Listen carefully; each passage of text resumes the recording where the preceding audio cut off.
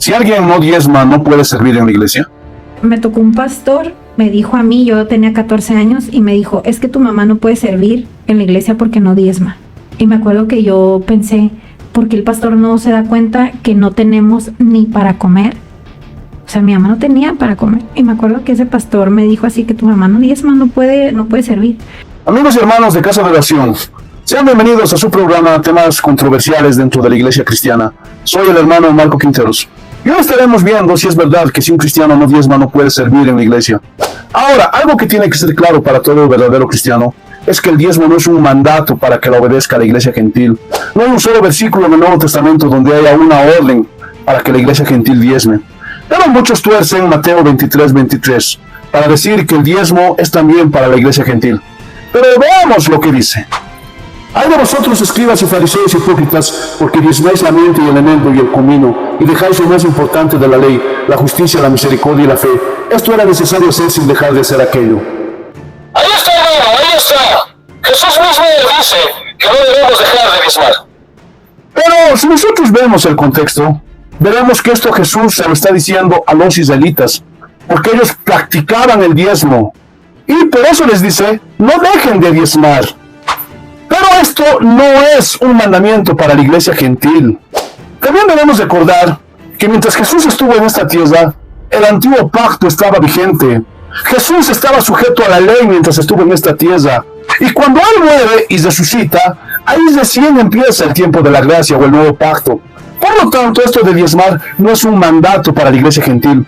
Por eso, desde el libro de los Hechos hasta el Apocalipsis, no hay un solo mandamiento para que la iglesia gentil diezme, sino que el mandamiento para la iglesia gentil es de ofrendar. Ahora, si ustedes son observadores, el diezmo nunca fue dinero como muchos pastores enseñan y quieren hacerles creer eso a las personas. El diezmo siempre fue alimento. Levítico capítulo 27, versículo 30. Y el diezmo de la tierra, así de la simiente de la tierra como del fruto de los árboles de Jehová, es cosa dedicada a Jehová. ¿Pueden ver, hermanos, que el diezmo siempre fue lo que producía la tierra? Era el fruto de los árboles, nunca fue dinero. Ahora, es triste ver cómo muchos pastores impiden que los cristianos sirvan al Señor y les ponen trabas, impedimentos por su avaricia y amor al dinero, como en este caso. Y así hay muchas personas que me llaman y me cuentan cómo sus pastores los coaccionan si no diezman. Y les dicen, si tú no diezmas, no eres salvo. Esto va a sonar fuerte, pero dice Malaquías, ustedes me han robado. ¿En qué te hemos robado? En vuestros diezmos y ofrendas. ¿Cierto o falso?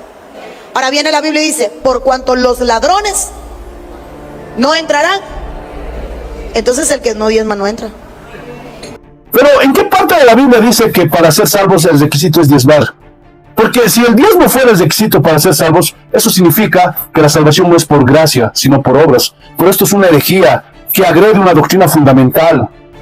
Otros me dicen, mi pastor me dice que si quiero ser parte de la iglesia debo de diezmar.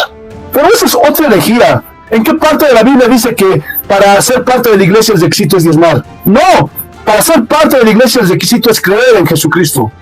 Pero todo esto, hermanos, es un abuso de parte de esos pastores. Y un día Dios los juzgará por hacer su propio estándar. Y se inventan normas y leyes que según ellos son requisitos para servir al Señor, para salvarse o para ser parte de la iglesia. Pero nada de esto ordena la Biblia. Y creen que su autoridad está por encima de la palabra de Dios. Pero eso es una herejía. Estos hombres tienen que arrepentirse porque son piedra de tropiezo para muchas personas. Escuchen, todo creyente es un siervo, es un servidor de Dios. Romanos capítulo 6, versículo 22. Mas ahora que habéis sido libertados del pecado y hechos siervos de Dios, tenéis por vuestro fruto la santificación y como fin la vida eterna. Eso significa que Dios nos salvó para que le sirvamos. Y al servir, estamos imitando a nuestro Salvador, que vino a servir. Mateo capítulo 20, versículo 28. Como el Hijo del Hombre no vino para ser servido, sino para servir y para dar su vida en rescate por muchos. ¿Pueden ver el ejemplo que Jesús nos dio? Él vino a servir. Y nosotros también tenemos que imitar eso. Debemos de servir. Y es por eso que ningún pastor, apóstol, profeta, reverendo, sea quien sea, no puede impedir que los cristianos sirvan al Señor dentro de la iglesia. Porque el verdadero cristiano debe actuar en conformidad con lo que ya es en Cristo. Es decir, el verdadero creyente es un siervo, es un servidor. Y fue Jesús quien nos dio el ejemplo. Juan capítulo 13, versículos 13 al 17. Vosotros me llamáis maestro y señor, y decís bien porque lo soy. Pues si yo, el Señor y el Maestro, he lavado vuestros pies, vosotros también debéis lavaros los pies los unos a los otros, porque ejemplo os he dado para que como yo os he hecho, vosotros también hagáis. De cierto os digo, el siervo no es mayor que su Señor, ni el enviado es mayor que el que le envió.